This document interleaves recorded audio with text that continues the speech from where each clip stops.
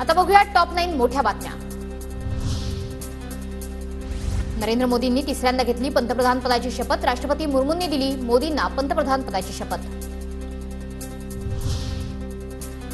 केंद्रीय मंत्रिमंडळात राज्यातील 6 खासदारांना मंत्रिपद। भाजपकडून नितीन गडकरी, पियुष गोयल, रक्षा खडसे, मुरलीधर मोहोळ यांना मंत्रिपद, तर शिंदे गटाकडून प्रतापराव जाधवांना संधी।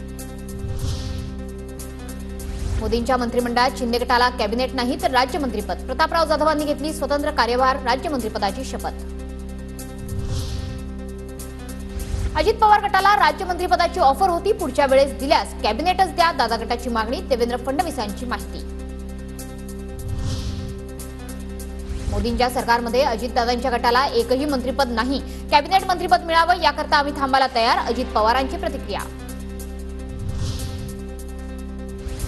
शिवसेना ठाकरे गटाच्या आमदार खासदारांची आज सेना भवनात बैठक। उद्धव ठाकरेंनी दुपारी 12:30 वाजता बोलावली बैठक। आगामी विधानसभा निवडणुकीच्या दृष्टीने चर्चा होणार। अमरावतीमधील खासदार बळवंत वानखडे यांच्या विजयाचे बॅनर भाजप कार्यकर्त्यांनी फाडले। राजकमल चौकात मोदींच्या शपथविधीचा जल्लोष सुरू असताना बॅनर फाडलं। आरोपींना अटक करण्याची ठाकरे गटाची मागणी।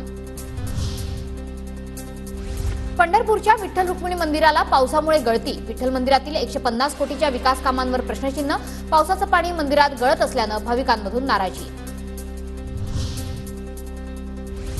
महाराष्ट्र राज्य मागासवर्ग आयोगाचे सदस्य 13 जूनला धाराशिव जिल्ह्याच्या दौऱ्यावर।